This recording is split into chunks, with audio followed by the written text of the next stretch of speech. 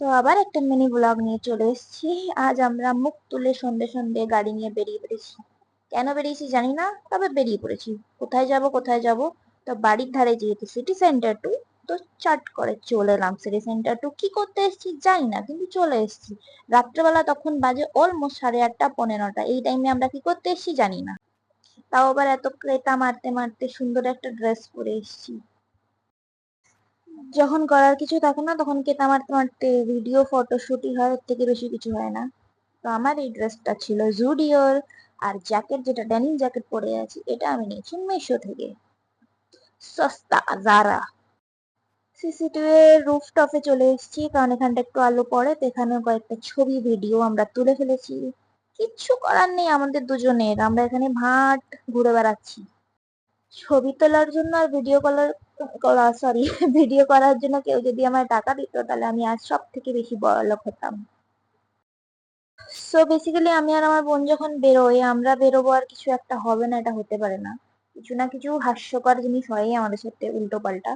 তো ওটা শুট করতে পারিনি, বাট স্টিল এখানে আমি বলে দিচ্ছি ভয়েস ওভারে। আমরা একটা সিসি 2 এর টেরিসের পাশে একটা নতুন ক্যাফেটেরিয়া খুলেছে, তো সেখানে আমরা গেছিলাম। ক্যাফে দেখো সামনেটাই আছে, এখানে আমরা গেছিলাম ক্যাফেতে খেতে, কিন্তু আমাদেরকে তাড়িয়ে দিয়ে বললো বন্ধ হয়ে গেছে। ক্যাফেটেরিয়ায় খেতে গেলাম, সেটা কি হলো, বন্ধ। কটা বাজে?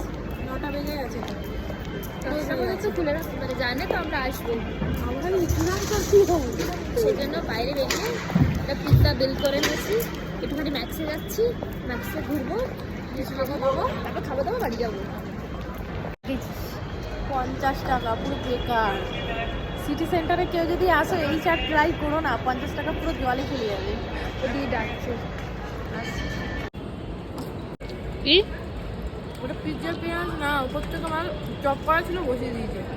ভালো লাগছে? ভালো। পুরো শুনশান হয়ে গেছে, একটা লোকজন বেশি নেই, আমরাই শুধু পড়ে আছি। শুনশান হয়ে গেছে। বল, কি বলছিস বল।